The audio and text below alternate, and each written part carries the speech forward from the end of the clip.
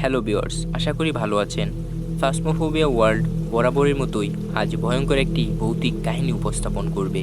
যদি ঘটনাটি ভালো লাগে তাহলে লাইক, কমেন্ট ও সাবস্ক্রাইব করতে ভুলবেন না কিন্তু, কারণ আমরা নিয়মিতই এমন ভিডিও বানাবো। গল্পটি শুনতে সাথেই থাকুন। ফিরছি ইন্টুর পর।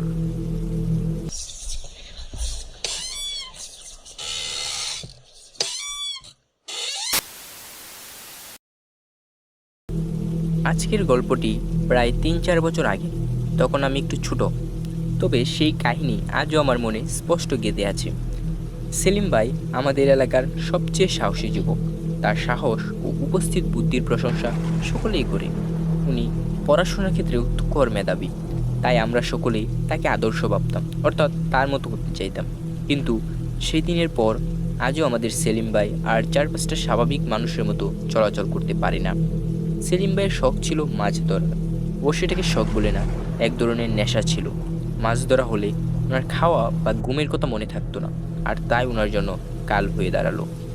সেলিম ভাই যখনই বাড়িতে আসেন তখনই বন্ধুদের সাথে চলে যান আমাদের গ্রামের নন্নি নদীতে মাছ ধরতে।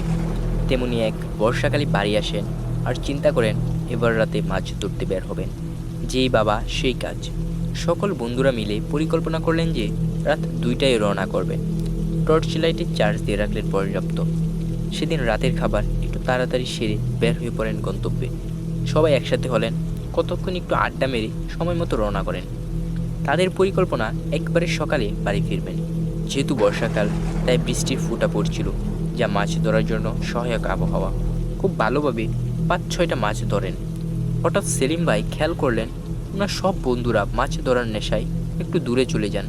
উনি 2-3 মিনিট ডাকেন, তাতে কাজ হয়নি। পরে উনি সময় নষ্ট না করে সবার থেকে বেশি মাছ ধরার নেশায় বিভোর হয়ে যান। কিন্তু উনি আর মাছ ধরতে পারছেন না। উনি স্পষ্ট দেখছেন মাছ কুচে গেঁথেছে, কিন্তু উপরে উঠিয়ে মাছ আর পান না। সেলিম ভাই একটু ভয় পেয়ে যান এবং আল্লাহ আল্লাহ করতে থাকেন। হঠাৎ ওনার শরীরে গরম একটা নিঃশ্বাস পড়ায় উনি পেছনে থাকান। পেছনে তাকিয়ে সেলিম ভাই এক মহিলার অবয়ব দেখতে পান, যার চুলগুলো এতই লম্বা যে পানি পর্যন্ত স্পর্শ করেছে। হাতের চামড়া কেমন কুঁচকে রয়েছে, নখগুলো একটু লম্বা। ভাই যখন মুখে লাইট ধরেন এর মুখটা এতই কালো যে তা বলা সম্ভব না। উনি বিপদে পড়তে চলেছেন বুঝে মাথা ঠান্ডা রাখার চেষ্টা করেন।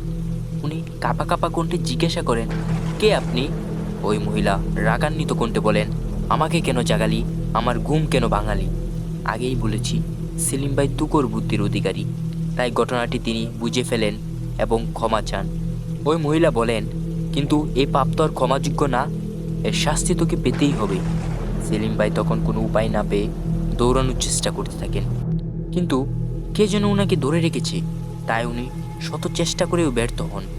পরে ওই মহিলা আরও রাগান্বিত হন আর কাকে যেন ডাকেন।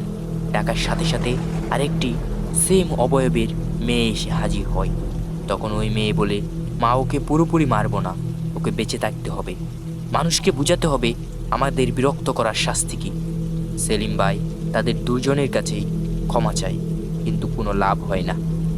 ওই মেয়েটির চেহারাও ভয়ঙ্কর ভয়ানক, তাই সেলিম ভাই মনে মনে যে যে সূরা পারতেন তা বলতে শুরু করেন।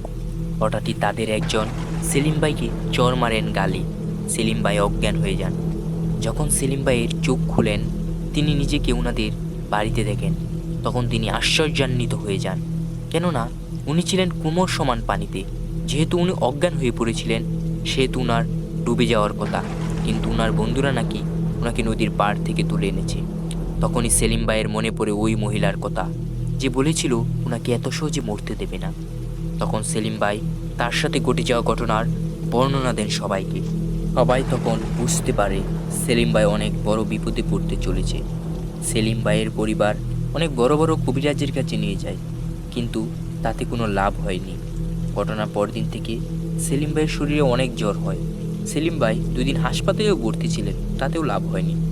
সেই জ্বরের 5 দিন পর সেলিম ভাইয়ের হাত পা অবশ হয়ে যায়। কোনো ডাক্তার কবিরাজ ওনাকে আজও সুস্থ করে তুলতে পারেনি।